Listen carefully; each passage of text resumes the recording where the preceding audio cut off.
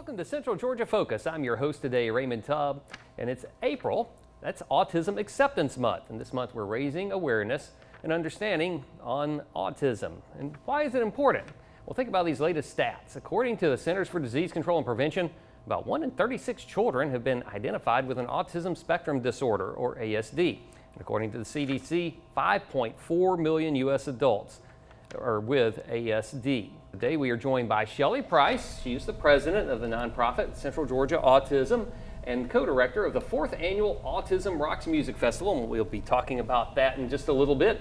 We're also joined by Jocelyn Patterson. She is the founder of the nonprofit that is called Project BAM, and that stands for A Better Approach to Autism and Mental Health. And we thank you both for joining us, and we want to start off by getting to know a little bit about each of you and your different organizations and what you're doing as far as your passion for educating and growing community understanding of autism spectrum disorder. We'll begin with you, Shelley.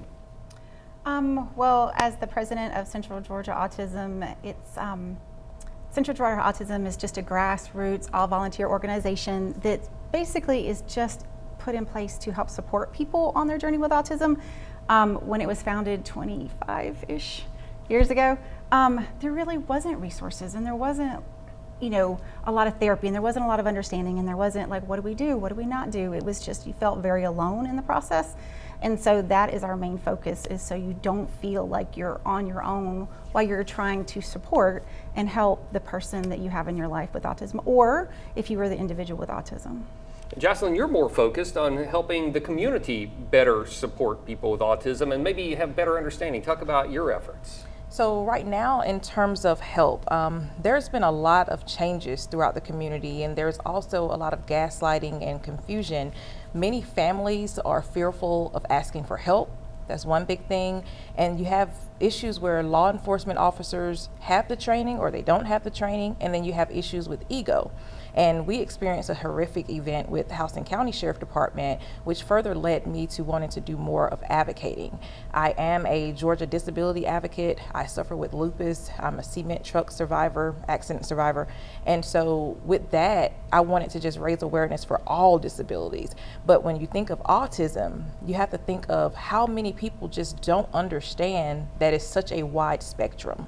So for me, I am looking to bring more awareness and figure out a better approach to autism and mental health.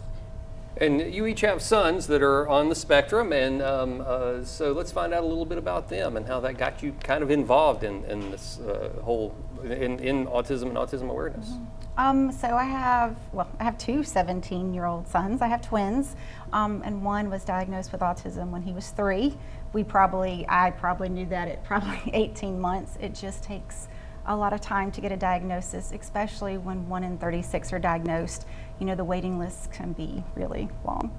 But he's a ray of sunshine, and he is just the sweetest thing, but he has his own struggles with communication, learning, and and things like that, but he's just perfect. And Jocelyn, you have a son as well. Yes, so I'm actually a mother of 3. My oldest, she is 18, and she's a great help she's about to be an RBT. On to my son. He is 10 now. He is a twin survivor, and he was not always autistic. He actually developed a rare infection, so to speak, from a vaccination. And at that time, they didn't really know much about that, but he suffered with some brain swelling, which later led to a diagnosis of aluminum toxicity. The high fever and aluminum toxicity levels then turned into what they said at the time could have been autism and delayed myelination. But aside from that, we have worked with him. We work with him day in, day out. We go through the struggles like everyone else, ranging from severe meltdowns to the head banging to the not being able to talk. And as a parent, you feel hopeless, you go through those emotions, and I just wanted to be different. I wanted to figure out a way to better help him. And so I started to do the research. I am interested in investing however much time it will take to help him. He is a twin survivor again, so he's already at one disadvantage of having anxiety, separation anxiety. You come into this world a twin, and then now you're left here alone. So I do my best to take the approach of how would I want to be treated if I were him. And like I say, we have some really rough days. And like she stated, Miss Shelley, you don't want to go through those things alone. So I do a lot of research and advocating just to kind of bring everybody together to see maybe you have tried something that I haven't tried that may work. So that's kind of where I am in terms of my son. He loves cars. He loves bubbles. He loves to copy his dad with everything he's doing. And, you know, and it's exciting to see the growth. He's trying new food. So, hey, a win is a win in the autism community. That's a big win. That's a big one. So he's saying more words. And I'm just excited for the journey. And I'm looking forward to the day where he's doing the things that we thought he would never do. And one so far is speaking. We did not think he would probably ever say anything. And just yesterday, he told me the dinner was delicious. So Okay. that is amazing. And I'm very grateful. And I'm very blessed to even be here with everything I've been through. So just want to lend a hand to others. And I think a lot of times people have trouble kind of understanding autism spectrum disorder because it is a spectrum. And so give us an understanding of just what that means, because you have some people that are very highly functioning, and a lot of people may not even know, but they may struggle with how they react to things, or just their planning skills. And one of my best friends was diagnosed as having Asperger's as an adult, but growing up never knew it or anything. We just, he was just considered a little eccentric, but that was that. But once he got that diagnosis, it was a huge help for him in dealing but then you have people that have profound autism and can't speak, can't take care of themselves. And so talk about some of the challenges that creates, and just people understanding and what people need to know. Well, kind of like you said, it is very much a spectrum, and the running joke is that if you've met one person on the autism spectrum, you have just met one person on the autism spectrum. Like, my son doesn't look like any other autistic kid, but that doesn't mean there aren't common themes sort of running things. We have sensory issues. We have, are you a seeker of sensation? Are you an avoider of sensation? We have aversions to loud noises, but we love music, and we will rock until our little hearts are content to kind of make us feel put back together. And it's true. It's really hard to figure out what those things are if you don't have a diagnosis. It's easier to help and support somebody, and I didn't say treat, because it is kind of where we were so many years ago, where we thought autism was something to be cured. I'm just much more of an advocate for just supporting and helping the person where they are, and helping them be the best version of themselves, not what we try to mold them in to fit in our society. And Joy, from the advocacy standpoint, I'm sure that creates challenges as well, because again, there's not just like a set definition or rule that you can give people when you are trying to help them understand and to help others cope properly. For sure. So I think that one of the things is that whenever I approach someone with conversation, I'm like, listen, please don't take anything I say to heart. Because there are some terms you can use, and people can be very emotional, because as she stated, it's not so much of let me cure you or let me fix this or fix that. But I think there's such a wide spectrum. The confusion comes because you can't tell a parent who is watching their child fecal smear. They are eloping, they are harming themselves, they are destroying the house, they are not able to speak, they can't use the bathroom on their own, but they are functional enough to get up and be able to burst their head through a window. You can't tell that person to not want a cure, because of course they want their child to be better and thrive in society. But then on the other end of the spectrum, you have people who are functional, they have houses on their own, they are married, they have children, and although they may be high functioning, they still have some struggles. So when advocating, I think it just comes down to making sure the person you're talking to is comfortable, and they know that you're not attacking them, and that we can all, as parents, caregivers, or what have you, be open to criticism. Sometimes there's going to be some things that I may say, or Miss Shelley may say, or someone may say, and they're like, look, the way you're doing that, I have another approach. And we just have to be open to knowing that it's okay and not take everything to heart. Well, we are just getting started, and when we come back, we're going to talk about some community solutions, including the upcoming Autism Rocks and Music Festival, also understanding the impact of the nonprofit Project BAM. We'll be right back.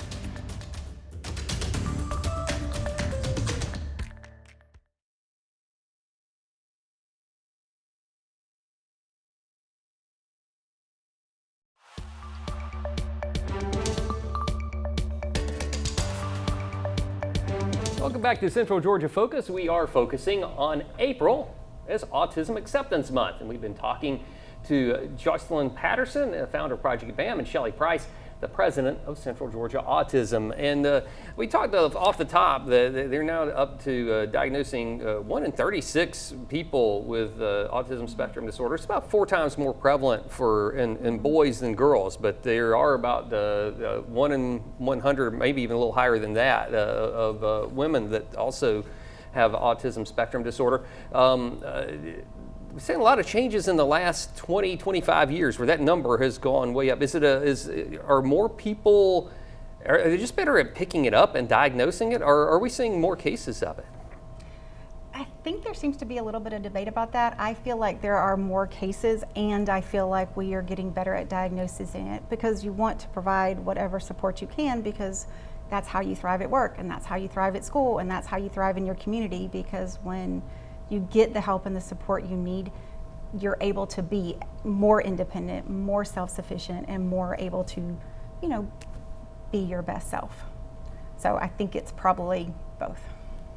And I guess, Jocelyn, that creates more opportunities for people to have interactions, and that's where you are focusing a lot of your efforts. Absolutely. I think that in terms of diagnosis, we definitely have a lot more technology, resources, people out here that are training in autism to kind of know what it is. Back in the day, a lot of the people, they just didn't know what it was. So that's one factor. The other thing is, unfortunately, our food quality is not the same. Our environmental factors are not the same. We have a lot of chemicals and different things that are out here that every time you turn around, there's a recall on something. So could it have been genetic? Yes. Could it have been environmental? Absolutely. So you have so many factors that could contribute, and ultimately, I would just say for anybody, let's not focus on the how and why. Let's just focus on what we can do to improve it and make it better. And if it is something that you did, let me not say not focus on the why, but if it is something that you did to contribute, absolutely not do that again. But at the same token, we just have to focus on building from where you are as a human being, because autistic individuals, whether they are on one end of the spectrum or not, they are still humans, and they still deserve to be treated with care and empathy. Exactly. I mean, everybody deserves to have safe spaces. Everybody deserves to have all those opportunities, given to them. And that's even more true when you are not a neurotypical person, because in a society that values strong eye contact and a firm, steady handshake and, following directions without question, those are not skills that, a lot of our individuals on the spectrum have. It's something you have to learn, and even then, it takes an extraordinary amount of effort to make that happen. I can force my son to look me in the eye, but then I've taken all of his energy and all of his resource to do something that, is it really that important? Probably not. He hears me just fine. Yeah. If I let him look that way instead of at me. For sure. Well, when it comes to focusing on solutions and resources that are available for the whole community's benefit, you've got an annual music festival called Autism Rocks. Tell us how it raises money, how it works, and how it helps people on the spectrum. Well, several years ago, Allison, who's on the board with me, we were sitting at the Museum of Arts and Sciences, and they had spent some money to renovate the back of it, and we looked at it, I'm like, this would be a beautiful space for a music festival. And then we named it Autism Rocks, because rocking is my son's favorite STEM, to help himself feel a little more put back together. And so we got together with community members and set it up to help us raise money for Central Georgia Autism. And it's coming up in just a couple of weeks. We try to make it a fun event for the community, but also a safe space for all of our friends who would enjoy something like that on the spectrum. I mean, we have a big open space, we have bubbles, we have, put out your chairs, listen to music, we have quiet spaces over off to the side, we have food, we have silent auction items to spend some money, but it's meant to be for everyone. And obviously that's not everyone's cup of tea, but it helps absolutely raise money for a good cause, but help raise that acceptance and awareness when we're all in it together. How much are tickets? How do people get them? Oh yeah, so CentralGeorgiaAutism.com has all of our information. It's on Facebook, it's on Instagram. We have a lovely marketing person who is doing a great job, but tickets are $25. Kids are free, and all kids are free, because I absolutely think that if you are a parent and you want to bring your kids and you are still paying all their bills, if they are 16 years old, they are still free, because they are still in the budget. So anybody can come and get tickets. And where does that money go? So Central Georgia Autism's main focus is providing, support. So we love to rent out the Museum of Arts and Sciences a couple of times a year, so that we're after hours. People can bring their kids. There's no judgment. If your kid wants to lay on the floor and need a little kicking and screaming, that's fine. We've all been there. We've all done it. So, but it kind of gives them space to do that and be themselves. And there's not all the lights, and there's not all the music, and there's not all the lines.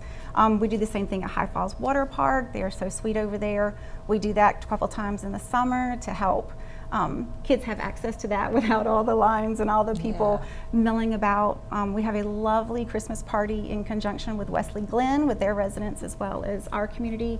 And we kind of provide spaces for moms to get together. We have Mom's Night Out, where you can go and have dinner, where you can talk about your kids or not talk about your kids and just have a little bit of a break. So we do lots of events like that during the year.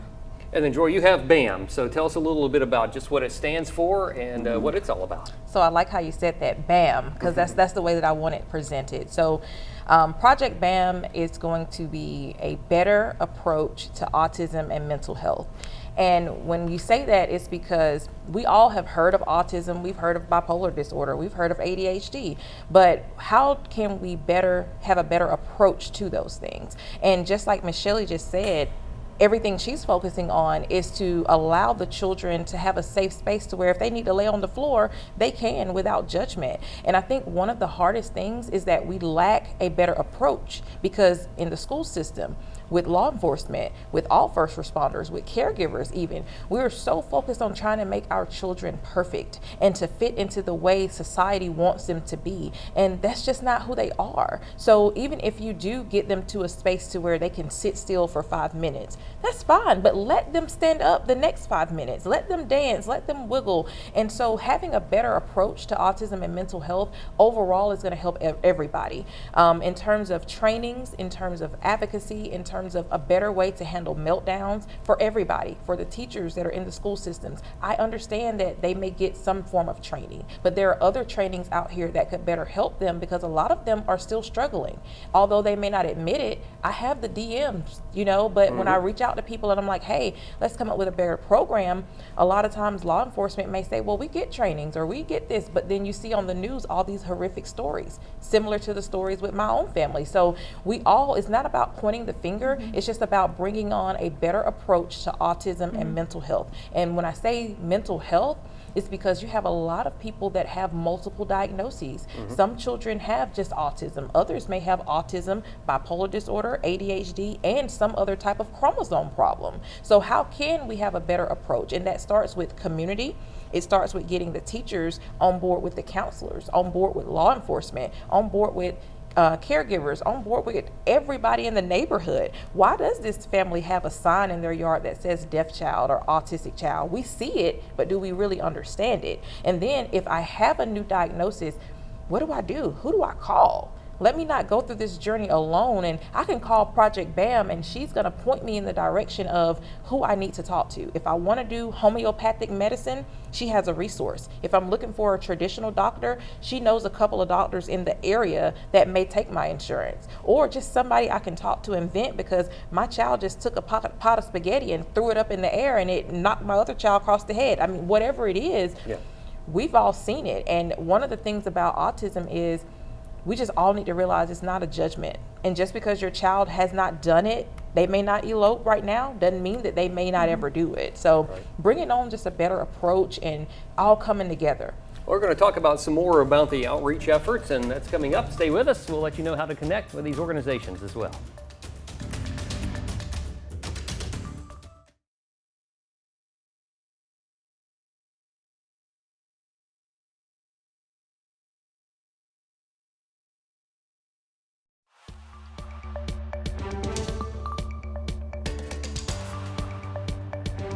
Welcome back to Central Georgia Focus. We are talking about Autism Acceptance Month. April 2nd is World Autism Awareness Day around the world. There are efforts to recognize the importance and understanding of autism.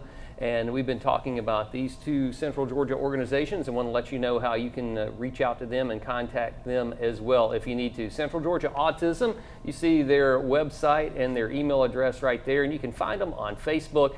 You can find out all about the Autism Rocks event as well, and find out how to get tickets and how to support that too. And then we have BAM as well, and there it is, Project BAM Incorporated. You've got the email address, their Instagram as well, and they can get you in touch with a number of community resources. Or if you have an organization or a law enforcement agency that you would like to find out how to get more training, definitely you can reach out for them. And that's so important because a lot of times, well, you've each talked about it, the people that are on the spectrum, the world's a different place for them, and so they may be fine, but then they may react differently, not look people in the eye, which could be suspicious to an officer, or shut down during a stop, or get overwhelmed or overly emotional. So I guess it's very important that you have those outreach efforts. Yes, so what I'm looking to do right now, and I've spoken with the Warner Robins Police Department, I'm hopeful to get this all spreaded to Bibb County, Houston County Sheriff Department. One of the things that I'm looking to try to do is either to have caregiver cards or caregiver envelopes that would go inside of everyone's vehicles, and it would just give the basic information, the name, medical diagnosis.